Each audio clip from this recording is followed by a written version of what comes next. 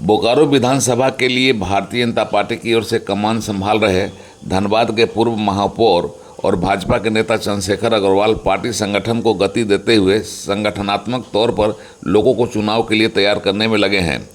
Bharatiya Janata party भी हर एक seat पर पूरी शक्ति से लगी है। मतलब हर हाल में सरकार में अपनी वापसी के लिए भारतीय जनता पार्टी कोई कसर नहीं छोड़ रही। पार्टी के प्रभारी के तौर पर बोकारो विधानसभा की कमान संभाल रहे चंद्रशेखर अग्रवाल भी अपनी इच्छा रखते हैं चुनावी रणनीति में जाने का। उन्होंने धनबाद विधानसभा सीट से पार्टी टिकट की दावेदारी की है। वे वह कारण बताते हैं कि अगर टिकट मिला तो धनबाद विधानसभा की सीट से भारतीय जनता पार्टी रिकॉर्ड बनाएगी। जीत तो जीत है, इतना वोट मिलेगा कि लोग कल्पना नहीं कर सकते। वे टिकट मिलने पर जीत की पक्की गारंटी का दावा करते हैं। यहाँ यह बताना उचित लगता है कि वे उसी धनबाद नगर निगम के महापौर रहे हैं जिसका चुनाव लड़ने के लिए धनबाद की सांसद और केंद्रीय मंत्री रही रीता वर्मा भी मैदान में उतर आई थी। अब उसी का महापौर रहे चंद्रशेखर अग्रवाल विधायक का चुनाव लड़ने के लिए टिकट की दावेदारी कर रहे हैं। बिल्कुल इच्छुक हैं, हर कार्यकर्ता इच्छुक होता है। और चूंकि हम लोग चुनावी राजनीति में रहे हैं और धनबाद में जो परफॉर्मेंस हमने दिया है, आप देखेंगे कि धनबाद में निगम स्तर पे 20 किलोमीटर की 8 लेन सड़क, जो कि पूरे झारखंड के लिए गौरव की बात है, और 45,000 स्ट्रीट लाइट, 4 लेन सड़कों का होना, घर घर नल जल जो प्रधानमंत्री जी बाद में अनाउंस किए, हम लोग पहले टेंडर कर चुके थे। भूईफोड़ पहाड़ पे झारखंड का सबसे बड़ा वाटर टैंक बनना जो 52,000 घर को पानी देगा, जो अभी अंतिम चरण में काम चल रहा है।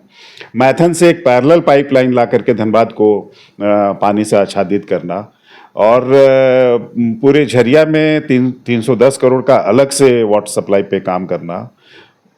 जितने भी वहाँ पे शमशान घाट और कब्रिस्तान है, मुझे नहीं लगता कि आपके अगल बगल के 5-6 स्टेट में उतने खूबसूरत शमशान घाट और कब्रिस्तान हैं जितने कि धनबाद नगर निगम में है। धनबाद नगर निगम में हम लोग के आने के बाद 500 से ज़्यादा मंदिरों में पेवर ब्लॉक हम लोग लगाए। जहाँ लोग कीचड़ में सन के जाते थे, वहाँ पेवर ब्लॉक वगैरह लगा करके उसको हम लोग सौंदर्यीकरण किए। बहुत सारे हम लोगों ने पार्क बनाए, अपने स्तर पे पार्क बनाए। राजेंद्र सरोवर एक ऐसा वहाँ पे डीसी रेसिडेंस के बगल में 17 एकड़ में हुआ करता था, जो ओपन सेप्टिक टैंक था, जिसके बगल से लोग मुंह पे रुमाल डाल के जाते थे। उसको हम लोगों ने पूरा रीस्ट्रक्चरिंग किया, सारा नाला का पानी बाहर किया, और उसमें चूंकि पानी चाहिए था, वो सीवरेज ट्रीटमेंट प्लांट वहाँ पे लगाया, क्योंकि नदी को पानी भी चाहिए था, तालाब को। तो उस प्लांट से अभी पानी वहाँ पे आ रहा। मुझे लगता है कि झारखंड, बिहार और अगल बगल के स्टेट में कोई भी ऐसा तालाब नहीं है जहाँ के सीवरेज ट्रीटमेंट प्लांट से होकर के पानी आता है, जो आपको धनबाद में देखने को मिलेगा। गोल्फ ग्राउंड में जो मॉर्निंग वॉक का ट्रैक हम लोग ने 1 किलोमीटर का बनाया है, मुझे लगता है कि हिंदुस्तान का one of the best walking track है, जिसमें कि आपको घुटने पे जरा सा भी असर नहीं पड़ेगा। पूरा सिंथेटिक ट्रैक है।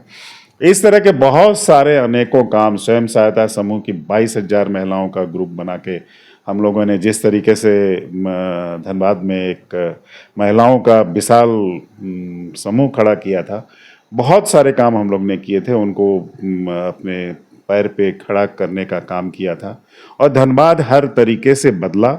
धनबाद को 2015 के पहले का धनबाद और 2020 के बाद का धनबाद में जमीन आसमान का अंतर है।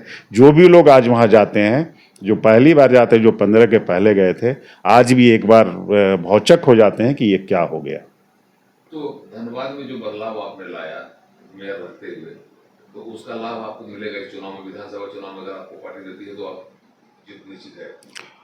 जीत निश्चित नहीं, मतलब आप कल्पना नहीं कर सकते हैं कि कितने वोट मिलेंगे, क्योंकि सारे समीकरण ध्वस्त होंगे। और मैं आपको बताऊं कि